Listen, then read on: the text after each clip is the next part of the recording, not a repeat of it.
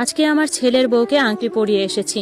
আল্লাহ যদি বাঁচিয়ে রাখেন তবে আগামী মাসের 15 তারিখ বিয়ে। আল্লাহর রহমতে আমার দুই ছেলেই আমার কলিজার টুকরো এবং আমার যথেষ্ট বাধ্য সন্তান।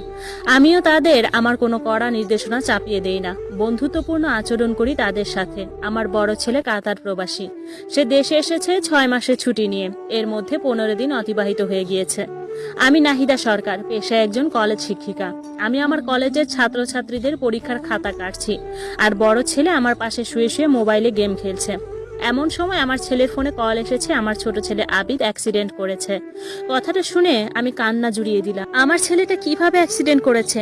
মাত্র ক্লাস 9-এ পড়ে, বাসা থেকে কোচিংয়ে গিয়েছে। এই দুর্ঘটনা কিভাবে ঘটলো? আমি বোরকা পরে বড় ছেলের সাথে বের হলাম। আমার প্রবাসী স্বামীকে তখনও কিছু জানাইনি। আমার ছেলের বন্ধু সহ পথচারীরা মিলে একটা হাসপাতালে এনেছে। সেখানে ভালো চিকিৎসা নেই বলে আমি আর আমার বড় ছেলে মিলে পঙ্গু হাসপাতালে নিয়ে গেলাম আবিদকে। কারণ আমার ছেলে বাইক অ্যাক্সিডেন্ট করেছে। সে কোচিং থেকে আসার সময় বড় রাস্তা পার হওয়ার পর একটা বাইক এসে আহত করে যায়।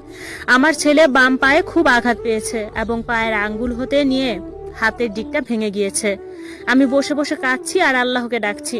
আমার বড় ছেলে আমাকে সান্ত্বনা দিচ্ছে, আম্মা আপনি কাঁদবেন না, কিছু হবে না, আল্লাহ ভরসা। হাসপাতালে ভর্তি করানো হলো, কারণ অবস্থা বেশি ভালো না এবং যথেষ্ট চিকিৎসা দিচ্ছে ডাক্তাররা।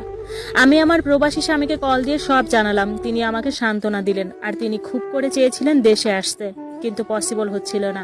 কারণ আমার বড় ছেলে এখন দেশে, উনিও যদি চলে আসেন তাহলে দোকান সামলাবে কে? আমার স্বামী আর বড় ছেলে একসাথে থাকেন কাতারে। আমার স্বামীর সুপার শপ রয়েছে। আমার বড় ছেলের বয়স যখন 20 বছর, তখন রাজনৈতিক একটা মামলা খেয়ে কাতারে পাড়ি জমায় বাবার কাছে। সে থেকে বাবা ছেলে একসাথে ব্যবসা করে। এতে অবশ্য আমার স্বামীর অনেক সুবিধা এবং